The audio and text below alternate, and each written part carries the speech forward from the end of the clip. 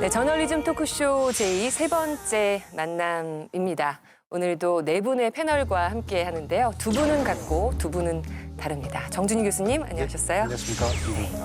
그리고 최욱 씨. 네, 반갑습니다. 최욱입니다. 안톤 숄츠 기자가 못 나오셔서 이번에는 알베르토 몬디 씨를 모셨습니다. 어서 오십시오. 네, 반갑습니다. 안녕하세요. 오늘의 아이템 덕분에 임종빈 기자를 좀 모실 수 있었습니다. 어서 오십시오. 네, 안녕하세요. 임종빈입니다. 네. 일주일이 참 빨리 가는 것 같습니다. 저한테는 그 일주일이 하루처럼 느껴지는데요. 여기 최욱 씨나 정준희 교수님은 어떻게 느끼시는지 궁금해집니다. 굉장히 빨리 갑니다. 오늘만을 위해서 예. 일주일이 존재하는 것 같은 느낌이 들 정도로 머릿속이 좀 복잡하기도 하죠. 최욱 씨는 어떠세요? 네, 이제 2주가 됐는데요. 2주 만에 상당히 겸손해졌습니다. 네, 많은 문매를 맞으면서 많이 좀 성숙하고 다듬어졌습니다. 네. 네. 그 최광욱 변호사가 오늘 안 계신데 네. 최욱 씨가 좀 더 강해지면 최강욱이 되겠다. 항상 농담하셨잖아요. 네네. 오늘 그 역할을 좀 해주셔야 되거든요. 너무 의기소침해지시는 건 아닌지 모르겠습니다. 최강욱 변호사가 논란이 되자 도망간 건 아닌가 하는 의심을 지울 길이 없습니다. 네. 네. 많이 어려웠습니다. 네. 그 알베르토 씨는 저희 프로그램 본 적은 있으신지 얼마 안 돼서 네, 그러니까 저는 사실 1회를 못 봤고, 네. 근데 전 기사 봐가지고 2회는 처음부터 끝까지 봤는데, 기사로 접하셔서 네, 저는 뭐 재밌게 봤는데 그다음에 섭외까지 들어와서 깜짝 놀랐어요. 저를 섭외 왜 하시지? 생각했는데 아무튼 네, 재밌게 봤습니다. 저는. 좀 부담되시진 않으셨고요. 네, 그래도 부담스럽네요. 그리고 최욱 씨, 네. 오늘 조금 표정이 네. 좀 어두우신 것 같기도 해요. 뭐 일주일이 금방 갔다고 했는데요. 저는 지난 제의가 나가고 난 다음에 하루하루가 지옥 같았습니다. 하루가 1년 같았고 쉽지 않은 시간을 보냈습니다. 아주 겸손하게 여러분 앞에 섰습니다. 네. KBS에 이제 이렇게 어떤 프로그램에 출연한 것과 팟캐스트의 반향과 뭔가 차이를 좀 확연하게 느끼시나요? 팟캐스트 같은 경우에는 이제 저를 좋아하는 분들만 듣기 때문에 제가 뭘 해도 마냥 귀엽게 보이는데 여기는 이제 특정한 분들이 보시는 게 아니라 불특정 다수가 보시기 때문에 저를 이제 처음 보시는 분들은 또 외모도 불편하고 안경 바꾸셨는데요. 예, 발언도 불편하고 그러신 분들이 많으신 걸로 제가 확인이 됐습니다. 네. 사람마다 생각은 다 다른 거니까 네네. 많은 부담을 갖고 임하진 말으셨으면 좋겠어요. 저도 마찬가지고요. 네. 네, 편하게 하라고 해가지고 편하게 했더니 욕 많이 먹거든요. 네, 항상 생각을 많이 해야 됩니다. 네. 저의 잘못입니다.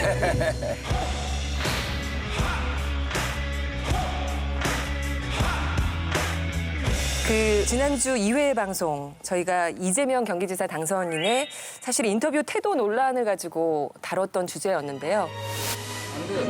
엉뚱한 질문을 자꾸 해서 안 돼. 약속을 하기 때문에 다 취소했어. 그냥 끊어버릴게요. 네네. 예의가 없습니다. 앞으로 도지사가 되시면 네, 감사합니다. 저희가 잘 안 들리는데요. 네네. 열심히 네네. 하도록 하겠습니다. 고맙습니다. 앞으로- 네. 아무리 기분이 나쁘더라도 공인이신데 거기서 이 이어폰을 이렇게 팍 빼버리는 모습에 예의가 없어. 이거는 진짜 해서는 안 될 말이거든요. 이재명답게 쿨하게 소양이 부족하다 라면서 사과를 한 거죠. KBS가 그 선거 전날 김부선 씨를 단독으로 인터뷰하는 방식은 잘못된 방식이에요. 당사자인 배우 김부선 씨와 직접 만났습니다. 이게 거짓이면 저는 천벌받을 거고 살아있는 제가 증인이에요. 언론의 중립성을 훼손한 것뿐만 아니라 저는 선거법 위반행위라고 생각합니다. 이번에 KBS 인터뷰를 보니까 진짜 그 어떤 증거도 아무것도 없더라고요. 내용이 너무 없어요. 예, 그런 점에서는 저도 대단히 실망스러웠어요. 보시는 분들은 아무래도 두 사람 사이의 이 진실 공방, 거짓말 논란 문제에 더 집중하실 수밖에 없었을 것 같습니다. 시청자 의견이 참 쇄도했는데요. KBS가 이재명 당선인에게 꼬리 내린 사과 방송이었다.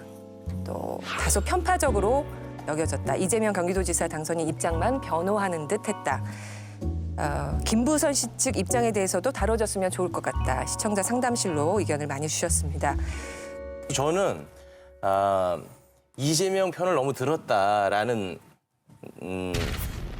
비판을 많이 받고 있는데 당선인 소감할 때 뭔가 당선자한테 불편한 이야기를 한 사례들이 있습니까? 근데 아무리 당선인한테 그걸 한다는 거는 너무 좀 가혹해 보이거든요. 그 부분은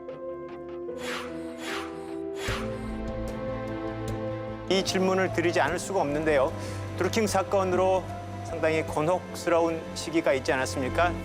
가장 뼈아팠던 거는 팩트 체크를 잘 못했던 부분. 그 부분에 대해서는 다시 한번 사과의 말씀을 드리겠습니다. 근데 제가 이제 잘 몰라서 그러는데 당선자에 대해서 불편한 질문을 한 사례가 있었습니까? 라고 질문을 던졌습니다. 그러면 교수면 그런 거에 대해 대답을 해줬어야 될 거 아닙니까? 그런 게 안 나와서 제가 욕먹은 겁니다. 아니 교수님 지난주 그 의미 있는 대답들을 많이 하셨는데 네. 예, 그 부분에 대한 답변만 없었고 나머지는 굉장히 많이 하셨었잖아요. 맞습니다. 예. 그 부분에 대해서는 저는 제작진 그리고 우리 패널 분들한테 서운함도 없지는 않습니다. 네. 우리 서로 잘 지내죠. 네. 실제로 저는 뭐 그 부분에 대해서 분명히 할 이야기가 있다고 생각을 하거든요. 그날의 분위기라고 하는 게 사실 이재명 당선자가 언론에 대해서 피해자다라고 이야기를 하시는 것이 부당하다는 이야기들이 굉장히 많았잖아요. 사실은 이재명 당선자 스스로가 언론의 관심과 주목에 의해서 미디어 노출에 의해서 성장하신 분이고, 근데 언론에서 공격받는 부분을 이제 스스로 피해만의 문제로 이제 인터뷰하시는 내용들이라든가, 이게 단지 태도만의 문제가 아니라 의혹을 제대로 해결해 나가지 못하시는 그런 부분들에 대해서는 우리도 이제 충분히 비판적인 의견들이 나왔었는데 그것이 명확하게 전달되지 않은 그런 측면들은 또 분명히 있었다고 생각을 합니다. 김부선 씨도 방송을 보셨나 봅니다. 페이스북에 글을 올려서 강하게 비판을 하셨습니다. 네. 예. 이 부분에 대해서도 또 제가 대답을 해야 되는 상황인데 배우 김부선 씨가 이제 페이스북에 올렸던 내용을 이렇게 보면 제 이름이 네네네. 명확하게 기재가 되어 있어요.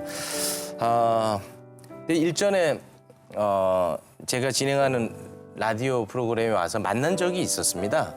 근데 이제 방송 외적으로 그 스캔들에 대한 이야기를 제가 들었었죠. 그런데 그 이야기의 내용이 뭐 아주 새롭고 대단한 것이 아니라 제가 익히 알고 있었고 시중에 나와 있는 정도의 이야기였습니다. 근데 그걸 갖고 제가 방송에서 그것이 진실이다라고 말할 수는 없는 것이죠. 그렇죠. 예를 들어서 이재명 당선자가 사석에서 저한테 그 배우 스캔들은 사실이 아니야. 라고 하면 그것이 진실이 될 수 있습니까? 그렇진 않잖아요. 그래서 김부선 씨가 올린 이 SNS 글은 좀 개인적으로는 이렇게 좀 사과하기는 좀 어려운 측면이 있습니다. 네. 네. 이런 의견을 주셨다는 거. 네. 예.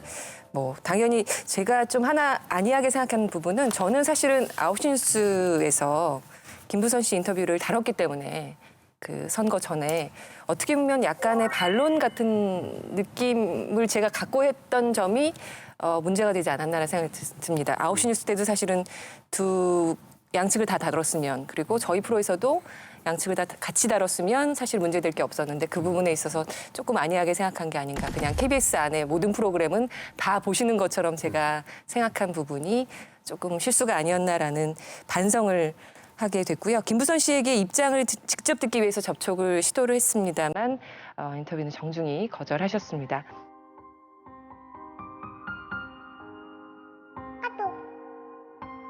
토크쇼 제2회에서는 같은 방송사인 KBS 9시 뉴스의 편향성에 대해 지적하는 부분이 있었습니다. 패널들은 같은 방송사의 뉴스 프로그램과 제작진을 향해 보도 가치가 없는 보도라고 비평을 넘어선 폄하를 했습니다. 저 김부선은 타의에 의해 TV 토론회에서 거론되었고 어쩔 수 없이 입장을 표명한 것이고 최선을 다해 진지하게 전달해준 단 한 곳이 KBS 9시 뉴스였습니다. 저희가 이런 저 김부선의 목소리에도 이재명 경기도지사에게 했던 배려의 아주 작은 일부만큼이라도 귀 기울여 주시기를 기대했습니다. 이게 지나친 욕심일까요? 저희 9시 뉴스에 보도됐던 김부선 씨 인터뷰 관련해서도 KBS 보도국 정치부에서도 입장을 전해왔습니다. 이 인터뷰는 유력한 공직 후보자에 대한 검증 차원에서 이루어진 것이다.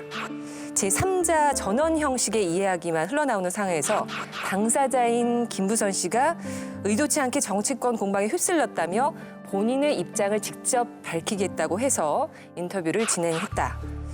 그리고 이재명 후보 측의 반론을 듣기 위해서 접촉했지만 후보 측에서는 그간의 의혹과 별다르지 않다면서 간단한 입장만 전해왔고 대부분 반영해서 보도를 했다. 또 선거가 임박한 시점이었지만 선거 보도 준칙에 따라서 변호사의 자문을 받고 이렇게 방송을 했다라고 입장을 전해왔습니다. 어떤 의견을 갖고 계실지요? 이 부분에 대해서는? 또 제가 이제 의견을 말씀드린 거기 때문에 이제 제 생각도 또 다시 덧붙여야 될 것 같은데요.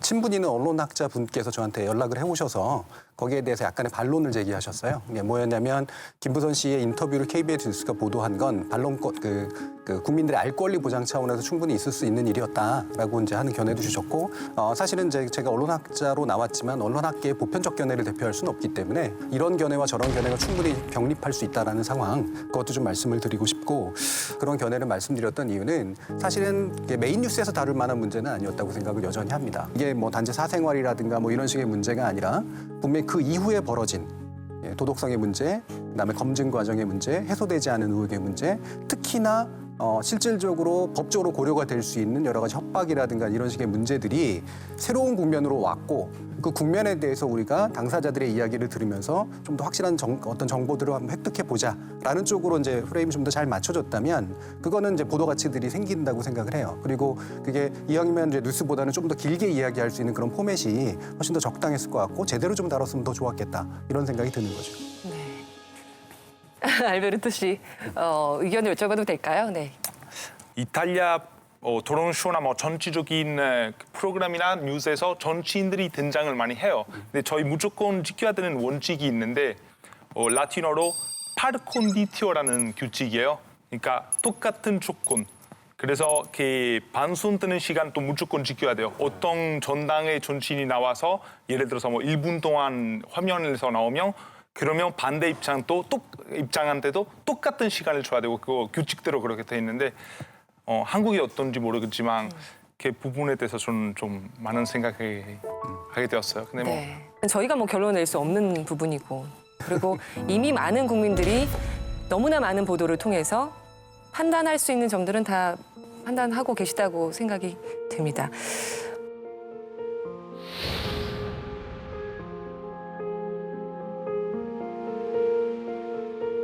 (2009년이었죠) 고 장자연 씨 사건을 기억하실 겁니다. 다시 수면 위로 떠올랐습니다. 지난 4월 2일 검찰 과거사위원회가 이 사건을 사전 조사 대상으로 선정하고 현재 재조사를 검토하고 있기 때문인데요. 우리 언론이 과연 장자연 사건의 진실을 밝히기 위해서 그 많은 시간 동안 제 역할을 했는지를 짚어보고자 합니다. 그래서 오늘 임종민 기자가 나온 거죠. 뭐 개요라고 할까요? 네. 네, 그 장자연 사건은 그 신인 배우 장자연 씨가 그 소속사 대표의 강요로 언론계 유력 인사 등에게 술 접대를 했다고 폭로하는 문건을 남기고 스스로 목숨을 끊은 사건입니다.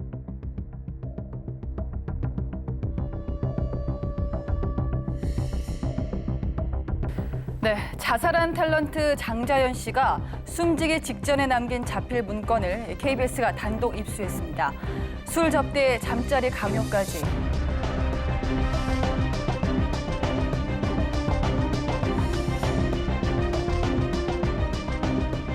경찰은 조선일보 방 사장이라고만 기록된 인물을 조선일보 방상훈 사장으로 추정하고 조사했습니다.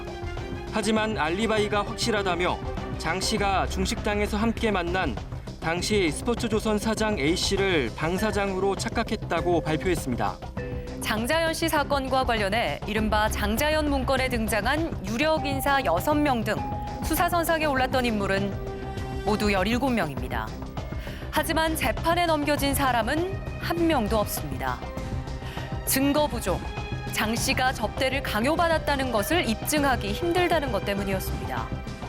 검찰 과거사위가 재조사를 유력하게 검토한다는 소식, 조선일보 방 사장과 관련한 수사가 특히 미진했다는 판단에서입니다. 검찰 과거사위원회가 본조사 채택을 위한 사전조사 진행 상황이라고 이렇게 말씀드렸는데 좀 네. 말이 어렵습니다. 네. 예. 뭐가 본조사고 뭐 사전조사 진행이란 건 뭔지 의미를 좀 짚어주시죠. 예, 일단 조사라는 단어를 이제 쓰잖아요. 검찰 과거사위원회 검찰인데 당연히 수사를 해야지 왜 조사를 하냐 이렇게 보면 이 검찰 과거사위원회가 이제 조사를 진행하는 건 과거의 장자연 사건 전체를 재수사하겠다는 게 아니라 그것을 수사했던 검찰과 경찰이 이 사건을 제대로 다뤘는지 아니면 미진했던 부분이 있었는지를 조사를 해보겠다라는 개념이거든요. 그래서 본격적으로 조사를 하기 전에 미리 사전 조사를 해서 이 장자연 사건이 과연 본조사에 적합한 사건인지를 따져보는 과정이 지금 사전 조사로 이루어지고 있는 겁니다. 그 재조사 대상에 일단 사전 조사까지 올랐다는 거는 국민들의 여론에 대한 부담? 네, 아무래도 국민 청원이 있었기 때문에 이렇게 재조사까지 이뤄진 것으로 보이고요. 과거사위원회가 이제 판단의 핵심적인 배경이 된 게 당시에 그 문건에 나왔던 조선일보 방사장 부분에 대한 수사가 약간 미진하지 않았나 이런 판단을 내린 것으로 보이고요.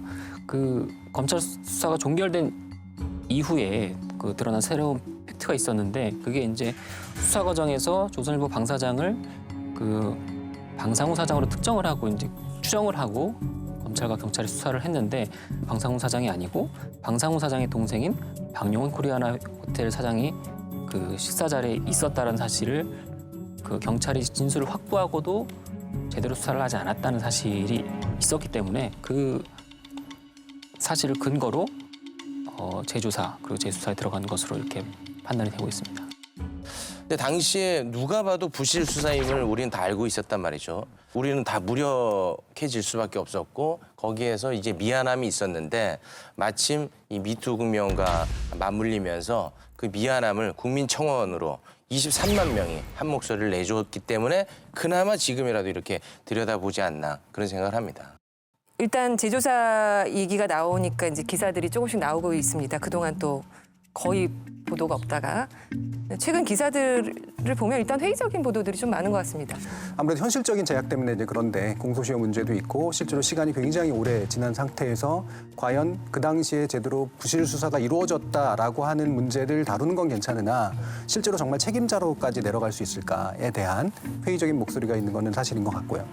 국민들이 이제 청원하기 시작했던 시점부터 이거는 정말로 뭔가 해결돼야 될 문제다. 적어도 뭐가 문제였는지는 알아야 된다라는 식의 이제 보도들이 조금씩 등장을 하기 시작을 했고요. 네, 저희가 오늘 다뤄보려는 거는 일단 언론이 왜 많이 보도를 안 했나, 그러니까 그 부분일 것 같아요. 임종빈 기자는 그때 당시 10년 전 일이지만 아주 또렷이 기억은 하고 계실 것 같아요. 예, 사무실 찾아갔을 때 그 사무실에 복도에 한 제 가슴 높이만한 쓰레기 봉투가 놓여 있었던 거예요. 문을 두드렸는데 안에 사람이 분명히 있었거든요. 근데 안 나오더라고요. 그래서 이제 촬영만 하고 빠지려고 그 쓰레기 봉투를 옆으로 치우려고 하다 보니까 그 위에 이제 불에 탄 문건이 제 눈에 보였던 거죠.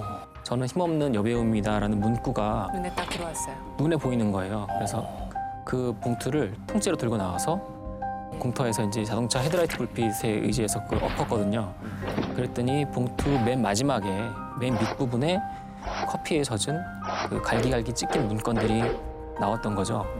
그것이 없었다면 이 사건에 대해서 어떤 이야기조차 사실 시작이 안 됐을 만한 굉장히 중요한 거였기 때문에 언론학에서 흔히 의제 설정 기능이라고 하는데 당시에 KBS가 실제로 의제를 만들고 주도하고 이러는 데 있어서는 굉장히 큰 역할을 했던 건 사실이었던 것 같아요. 문화 차이일 수도 있고 규칙의 차이일 수도 있는데 저한테 신기했던 거 이거죠. 아무래도 문건에 있었던 그런 이름들이 있었을 텐데 대부분 언론이 실명을 밝히지 않았어요. 근데 저희 같은 경우는 보통 사실 이런 사건이 생기면 국민들이 가장 궁금해하는 거 어차피 그런 이름이고 저희 그리고 실명을 밝힐 수 있는 건데 한국에서 혹시 왜 그렇게 실명을 밝히지 않았어요? 실명 보도를 하기 위해서는 최소한 그 문건에 나와 있는 혐의가 어느 정도 입증이 돼야 되는데 그 문건을 오후에 입수를 하고 저녁 때 보도를 했거든요. 그래서 거기에 있는 이름이 거론된 인사들의 혐의를 충분히 검증할 시간이 사실은 없었던 거. 그리고 경찰 수사 과정에서도 그런 접대 부분들이 다 아시겠지만 명확히 드러나지가 않았었거든요. 그래서 그 당시에는 이를테면 이제 실명 보도를 할 수가 없었던 상황이었고 뭐 언론계 유력 인사라든가 금융계 인사 이렇게 익명 보도를 이어나갔던 그런 분위기가 있었습니다. 장자연 씨 문건에 나온 001보 공사장을 처음으로 이렇게 좀 구체적으로 언급한 분이 이종걸 당시 민주당 의원이었습니다. 조선일보 방사장이다라고 언급을 했었는데요. 이종걸 의원을 저널리즘 토크쇼 제2의 김진희 기자가 직접 만나봤습니다. 장자연 문건에 따르면 당시 조선일보 방사장을 술자리에 만들어 모셨고 그 후로 며칠 뒤에 스포츠조선 방사장이 방문했습니다라는 글귀가 있습니다. 보고 받으셨어요? 국회에서 처음으로 이제 실명을 거론하셨는데 어떤 사건이든 공평하게 조사를 해야 될 경찰이 이렇게 불공평한 수사를 통해서 국민들을 호도하고 있다는 사실에 국회에서 지적함으로써 가장 힘 있는 그때 당시에 언론 권력의 정점에 있는 분이라 하더라도 이것은 국민과 똑같이 공평한 수사를 받아야 된다 이런. 언론 권력이라고 하셨잖아요. 어떤 일이 있었나요? 거액의 민사소송을 당했고 형사 고소를 당했습니다. 30억이라는 것이 그래도 국회의원한테는 적은 돈은 아니었던 것 같고 일반 국민들이 당했으면 얼마나 이런 참 무서운 그 협박에 시달렸을까 이런 생각을 했습니다. 거대 언론이 그 협박을 하니까 작은 언론들까지 포함이 돼서 이게 어떤 침묵의 카르텔, 언론의 침묵의 카르텔이라는 게 형성되면서 일부는 덮어지고 일부는 또 왜곡되고 자성할 필요는 있겠다 이런 생각이 듭니다.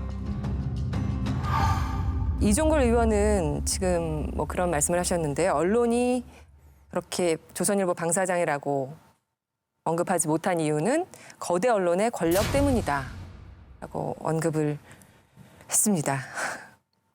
어떻게 보시나요?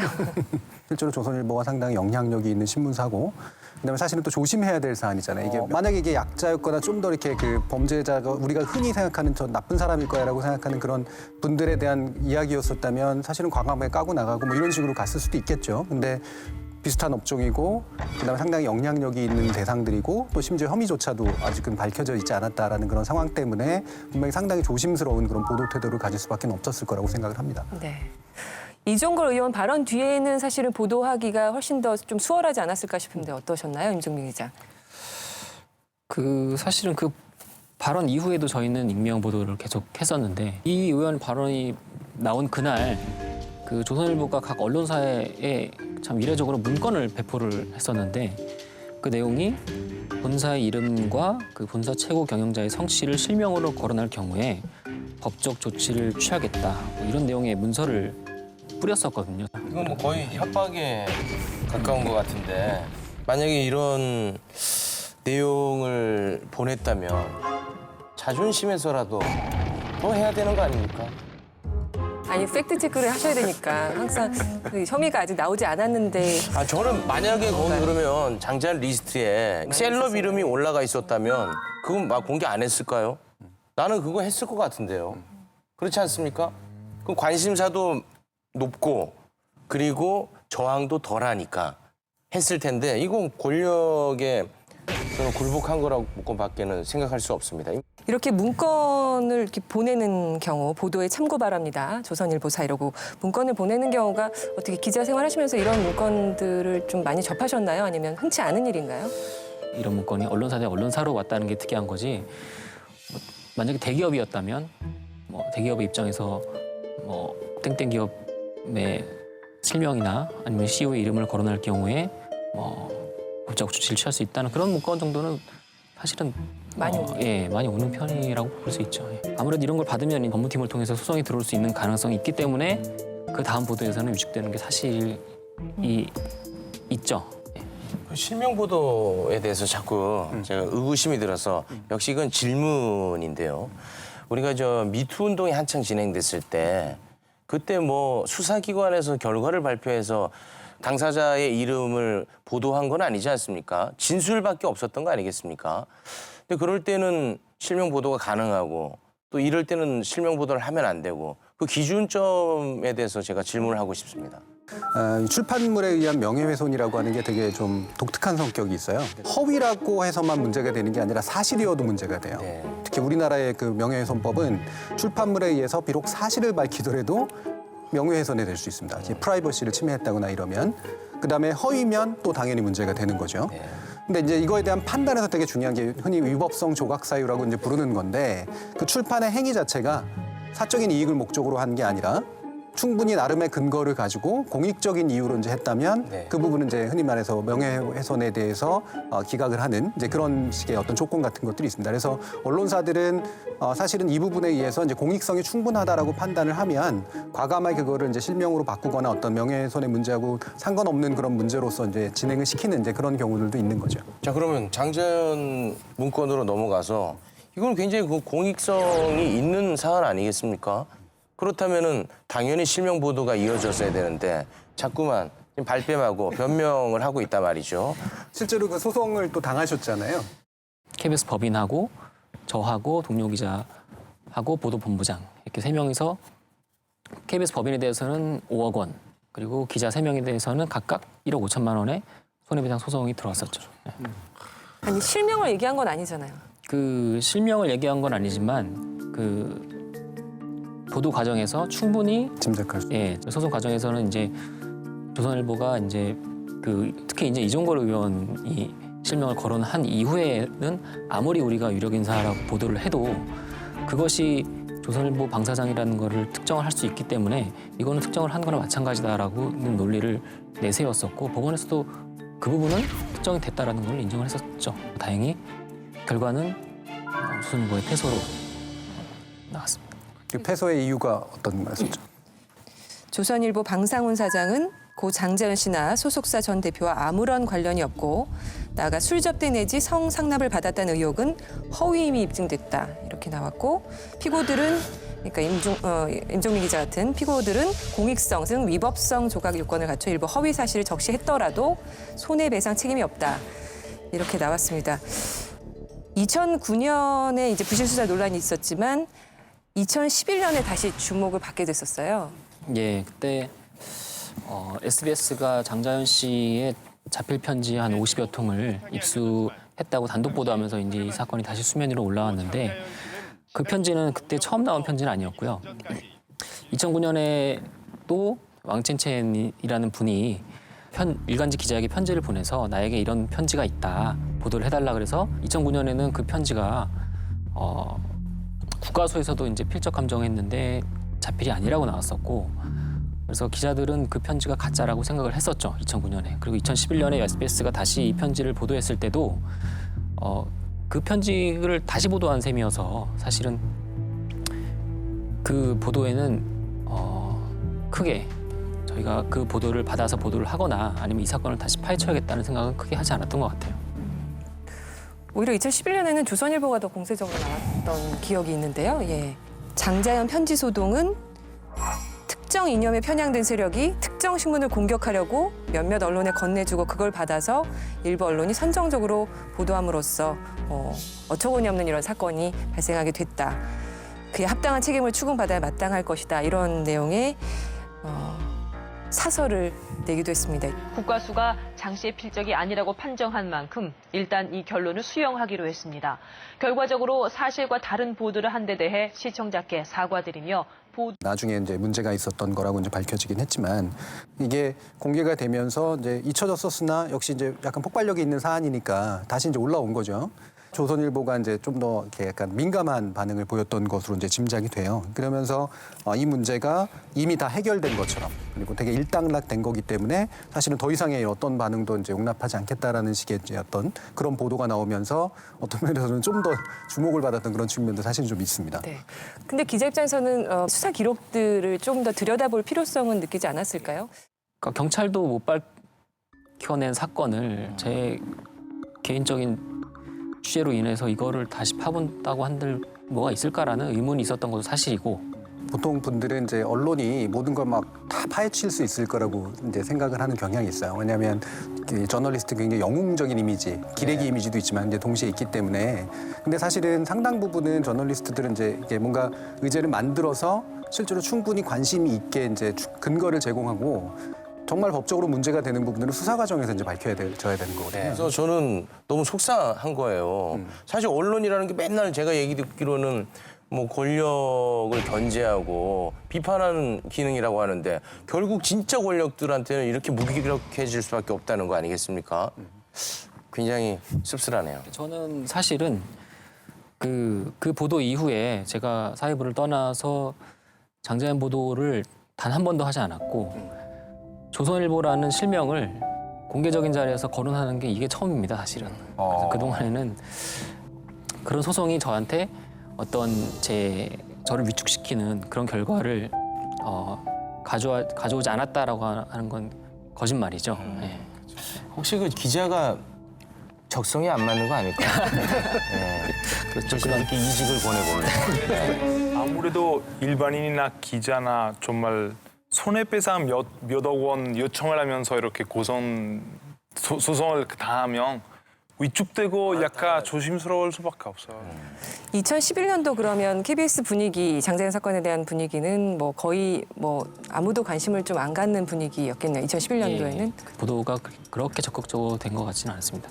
네. 이게 조선일보가 사설도 썼고 그러면서 입장을 밝히는 그런 식의 내용이 나오는데 이 당시에 이야기됐던 사람은 스포츠조선의 전 사장이지 우리 이제 그 회사의 사장이 아니다라고 하는 이야기를 굳이 이제 했단 말이죠. 이게 이제 또 다른 종류의 이제 논란이나 의혹이나 이런 걸 만들었는데 외려 일조한 그런 측면들이 있거든요.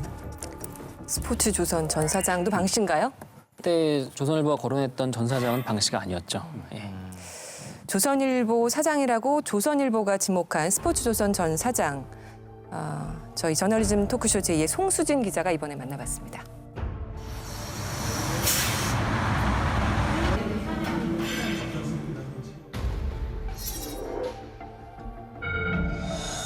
조선일보에서 기사 내기 전에 나한테 물어보지도 않았어요.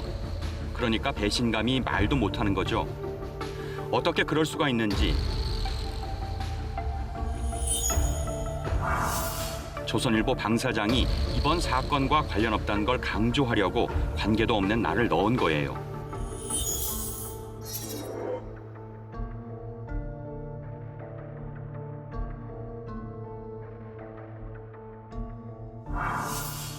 기사 나간 다음 날 법조 출입기자 10명 정도를 불러서 설명을 했습니다. 나는 장자연이 누군지도 모른다. 나는 코리아나 호텔 박용훈 사장이 주최한 모임에 불려나갔을 뿐이다. 그런데 기사 한 줄 안 나갔어요.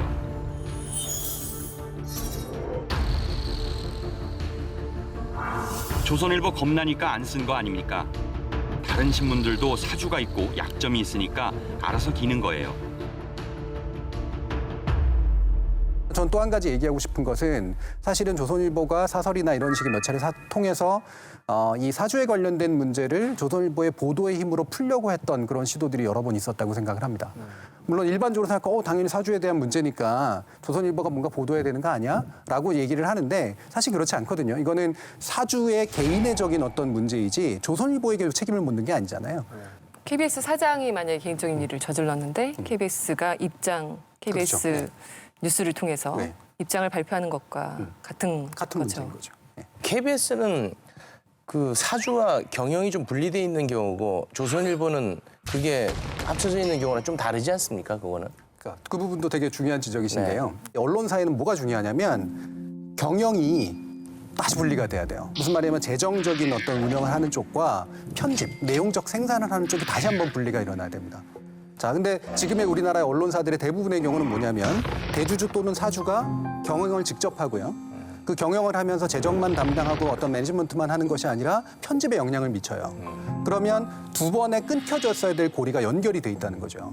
네. 그렇게 되면 이 마치 대기업들이 기업을 수단으로 해서 주주의 이익 전부가 아닌 대주주의 이익만을 추구하게 만들듯이 신문사나 언론사는 훨씬 더 심각한 문제를 만들어냅니다. 아마 이거 사실 한국만의 문제 아닌 것 같고 이탈리아도 그랬고 전 세계적으로 있을 문제예요. 그러니까 언론사가 자기가 관련 문제에 대해서 문제를 다룰 때 자기가 공정성을 지키는 게 너무나 어렵다고 보고 당연한 거죠. 사실 기자 본인의 어떻게 보면 상사나 사장님에 대해서 뭐 나쁜 거 쓸 수도 없고 오히려 그때는 사실 다른 언론사의 역할이 중요하다고 생각하죠. 저는. 이탈리아 같은 경우는 베를루스코니 총리 있을 때 좀 시끌시끌했었죠. 베를루스코니 같은 경우는 일단 이탈리아에서 거의 가장 부자인 사람들 중에 한 명이고 그리고 규모가 가장 큰 출판사도 가지고 있고 신문 하나 가지고 있고 그리고 방송국도 운영하려고 있는데 그 방송국에서 여러 가지 채널들이 있는데 채널 세 개가 그래도 인기가 제일 많다고 볼 수가 있고 그러니까 원래는 사실 그런 어떻게 보면 언론사 사주로 그렇게 일을 하셨는데 굉장히 큰 영향력 가지고 있는 사람이었는데 총리가 되면서 이제 국영 방송까지 이렇게 존재하게 되었어요. 총리 되기 전에 그나마 이제 국영 지상파 쪽에서 그래도 베를루스코니 반대되는 그런 입장이나 보도 많이 했지만 본인이 총리 되면서 아예 힘이 가장 큰 모든 방송국들을 이렇게 통제할 수 있었던 거고 그것 통해서 어차피 보도할 때 뉴스 낼 때 본인한테 유리되는 걸로 그렇게 했고 어떤 굉장히 유명한 개그맨이 본인의 MC로 진행하는 방송에서 여러 번 이제 베를루스코니를 풍자하고 공격하고 했는데 결론 베를루스코니가 그 방송 없앴어요. 그 사람 자르고 방송을 없앴고 똑같이 이제 명예훼손으로 그렇게 말도 안 되는 그런 보상금을 요청을 하면서 고소했고. 근데 그 베를루스코니 그 별장 파티 사건은 그렇게 다 언론이 장악된 상태였는데 어떻게 불거져 나올 수 있었죠? 처음에는 그거는 이탈리아 언론사 아닌 스페인 언론사에서 보도됐어요. 별장에서 진행됐던 그런 파티나 그런 알몬 파티나 그런 알몬 미팅들이 많이 이루어졌는데 그것도 역시 스페인 언론사에서 맨 처음에 그렇게 보도됐고 그다음에 당연히 이탈리아에서도 많이 보도됐고 화제됐는데 그때는 물론 이제 재판이 진행되는데 결론 그냥 무혐의로 그렇게 변결이 됐고. 이 베를루스코니는 우리 언론학에서 부정적 사례 교과서로 나오는 사람이에요. 예. 또 다른 사람이 누구냐면 루퍼트 머독이라고 이제 얘기되는 사람인데 이분은 이제 호주 출신으로 미국에서 사업을 성공하고 영국의 위성 방송하고 신문사 유명한 신문사 더 타임이라든가 이런 데를 가지고 있습니다. 이게 단지 미디어만 장악하는 것이 아니라 그 결과로 정치의 방향들이 왔다 갔다 합니다. 루퍼트 머독은 자기의 개인 별장에 유명한 정치인들이나 이런 사람들을 부르는데요. 그 안에 리스트로 들어가지 못하면 그 사람 앞으로 가망이 없는 사람이라는 그런 얘기까지 있을 정도예요. 그만큼 권력자들한테는 달콤할 수밖에 없겠네요. 달콤하죠. 보통은 기업의 소유주는 기업 그 자체라고 생각하는 경향이 분명히 있어요. 게다가 언론사의 사주니까 당연히 언론사를 이용해서 뭔가를 할 수 있을 거라고 생각하는 그런 경향이 있는데 그게 전혀 그렇지 않다는 거죠. 신뢰를 얻기 위해서는 사실 사주하고 엄격한 분리를 해줘야 됩니다. 그런 거를 맡기지만 말고 법 제어할 수는 없습니까? 소유주가 있어서 반드시 나쁜 건 아니에요. 예를 들면 영국의 더 가디안이라든가 뉴욕 타임스라든가 프랑스의 르몽드라든가 이런 데도 분명히 소유주가 있어요. 그래서 그건 가문이 소유합니다. 세습합니다. 예. 근데 이 소유주들의 특징이 뭐냐면요. 처음에 설립자 자체가 그런 식의 유언을 남겨요. 가디안 같은 경우에는 리버럴한 아이디어, 다시 말해 자유주의 아이디어를 지켜라. 또는 진보적인 사고들을 표현해라. 뉴욕타임스 같은 경우도 최상의 어떤 신문을 만들어라. 이런 식의 것들로 표현이 된단 말이죠. 그럼 이 소유주의 역할은 뭐냐면 보호하고 옹호해주는 역할이에요. 우리 신문사가 독립적인 목소리를 가질 수 있도록 말 그대로 스폰서를 해주겠다 이런 거죠. 굉장히 멋있는 케이스잖아요. 이것까지 바라지는 않은데 바랄 수 없어요. 바라지는 않으나 사실은 소유주가 반드시 나쁜 것만은 아니다. 하지만 그것이 좋게 되려면 실제로 엄격하게 소유와 기타의 내용적 문제들을 분리할 줄 아는 그런 개명된 사주들이 필요하다. 네. 일단 언론의 다양성, 아까 알베르토께서 지적해 주신 내용에 굉장히 크게 공감을 합니다.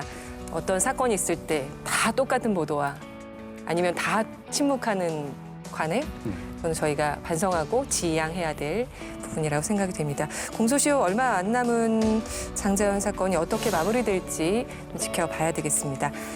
임종빈 기자 오늘 고생하셨습니다. 고맙습니다. 고맙습니다.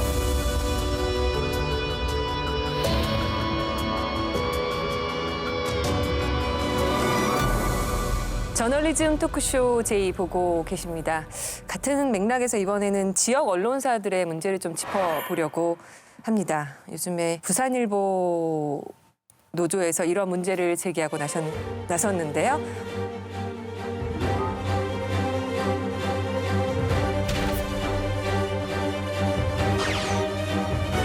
안병기는 사퇴하라!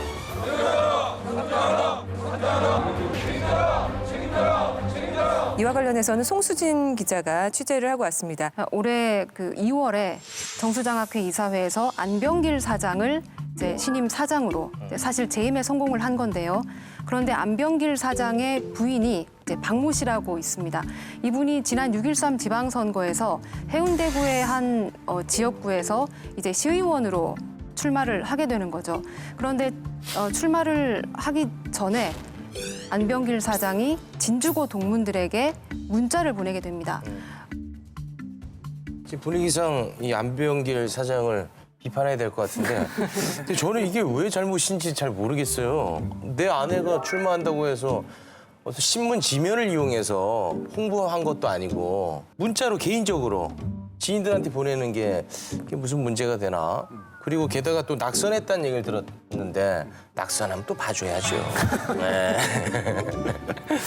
그게 범법행위입니까? 그 자체가? 그렇죠. 예. 부산일보 노조에서 부산시 선거관리위원회에다가 이제 질의를 하게 됩니다. 이 문자를 보낸 행동이 과연 이제 공직선거법 위반입니까? 위반이 아닙니까? 라고 네. 질의를 하게 되고 이에 대해서 이제 6월 13일에 부산 선관위에서 이런 결정을 내립니다. 안병길 사장이 지인들에게 문자를 보낸 것은 공직선거법 제59조 2항 위반입니다. 59조 내용을 보면 이제 휴대전화 문자 메시지를 전송하는 방법으로 선거운동을 할 수 있는 사람은 오직 후보자와 이제 예비 후보자만 가능하다. 이렇게 지적을 하고 있는 것이죠. 왜 이렇게 엄격하게 해놓은 거예요, 법을? 이렇게까지 할 필요가 있습니까? 당연하죠. 당연하죠 나왔습니다. 알고리터. 당연한 말씀 먼저. 사실 제가 여쭤보고 싶은 게 이런 문자 어떻게 보면 한 번을 쓰고 본인 알고 있는 사람들에게 뿌린 거예요. 그래서 어떻게 보면 이거 정말 선거운동이라고 볼 수가 있는데 선거운동이죠. 네, 그런 문제도 있고 또 이 안병길 사장의 부인 박모 씨의 어떤 전례가 굉장히 중요한 판단 기준이 된 것 같은데요. 노조 주장에 따르면 이제 박모 씨가 지난 2016년 12월에 유치원 관련 기사가 부산일보 온라인판이라고 할 수 있는 이제 부산닷컴에 실리게 되는데요. 유치원 교사가 이제 원생들을 폭행했다는 그런 기사였습니다. 그런데 이 기사가 나가자 박모 씨가 해당 기자에게 전화를 합니다. 전화를 해서 이 온라인 기사가 이제 지면에도 나가게 되나요? 라고 물어보고요. 그리고 내가 누군지 알고 계시죠? 라고 이제 암시를 하게 됩니다. 사장 부인이라는 것을 언급을 하게 되는 것이죠. 그러면 그 전화를 받는 기자 입장에서는 당연히 일종의 압력 같은 것을 느끼게 되거든요. 언론사 사장 부인에다가 시의원까지 하고 나면 나의 권력을 언론에 더 활용할 수 있겠다라고 판단을 해서 노조가 이렇게 강하게 나온다라는 판단인 것 같습니다. 그 부산일보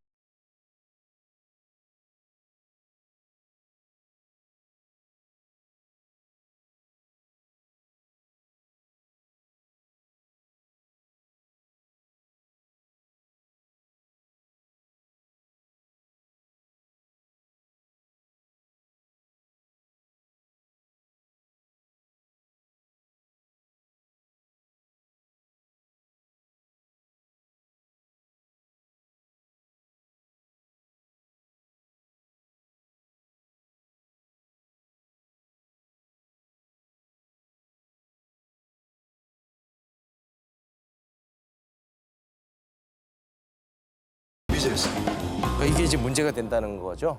네, 문제가 될 수 있다고 노조는 주장을 하고 있습니다. 제가 또 욕먹을지 모르겠는데 이거는 어떻게 보면은 어떤 권력과 유착 관계를 폭로하는 기사로 폭로 기사로 볼 수 있다. 폭로 기사죠. 오히려 네. 그런 거 아니겠습니까? 비자발적으로 폭로하는. 네네. 그래서 오히려 저는 신선한 해석이네요. 네, 자아 비판으로서 아주 훌륭한 용기를 냈다 이렇게 보여집니다. 알베르토 씨한테 질문 드릴게요. 그 이탈리아는 지역 언론들이 어떻게 좀 파워가 있는 편인가요? 굉장히 힘이 세죠. 저희 가장 큰 신문사들 중에 한 두 가지 빼고 나머지 다 그래도 지방 언론사라고 봐야 돼요. 저희 사실 이탈리아는 대도시는 없고 이제 사람들이 다 이제 따로따로 그런 게 소도시에 사는데 소도시마다 도시마다 대표하는 언론사가 있고 언론사마다 또 지방에서 다 전체적인 경향이나 성향 다 다르고 힘도 세고 구독자 수도 높은 편이라고 봐야 돼요. 네. 그럼 뭐 지역 그 언론사 사장을 뭐 홍보하는 그런 보도들이나 이런 것들이 이렇게 유일하게 이런 식으로 언론을 활용했던 사람이 berlusconi라고 볼 수가 있어요. 또 나와. berlusconi 본인 신문이나 언론사나 매거진을 활용해서 본인 홍보를 굉장히 많이 했던 사람이에요. 근데 노출증 있는 것 같아요. 지역 언론사들끼리는 뭐 이런 일이 있었을 때 다른 지역의 그 부산일보를 뭐 비판하는 기사나 이런 것들은 뭐 실리고 있었나요? 그 점도 좀 궁금한데요. 시작부터 논란의 중심에 선 한 후보가 있습니다. 방문자 자유한국당 시의원 후보인데요.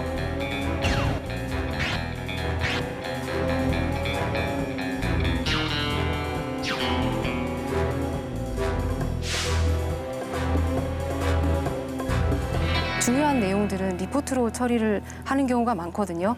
그런데 리포트 건수만 보면 이제 단 한 건인 거죠. 그래서 이 부산일보의 지금 상황에 대해서 적극적으로 보도했다라고는 볼 수 없을 것 같습니다.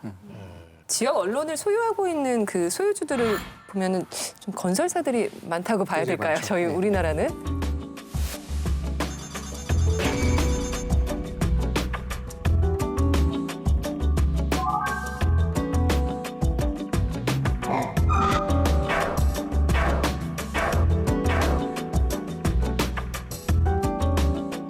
그런 것 때문에 지금 부영건설도 지역 언론 인수에 적극적이어서 인수를 한 걸로 알고 있는데 인천일보. 예. 네, 부영건설은 지난해 인천일보 최대 주주가 됐고요. 2016년에는 제주 지역 최대 일간지인 한라일보의 최대 주주가 됐습니다. 그리고 종편 채널인 TV조선의 지분을 4.5% 정도 보유하고 있습니다. 부영건설의 주요 사업장이 이제 인천과 제주에 분포가 돼 있는데 특히 그 사업장 가운데서도 사업이 굉장히 지지부진하게 진행되는 곳들이 그 대표적인 케이스가 인천의 대규모 테마파크 사업 그리고 제주에 있는 이제 리조트 사업이거든요. 일각에서는 부영건설이 혹시 이제 지역 언론을 통해서 어떤 압력을 행사하려는 것이 아니냐 이런 지적들을 하기도 합니다. 실제로 우리가 발견할 수 있는 게 인천일보의 논조가 바뀌었어요.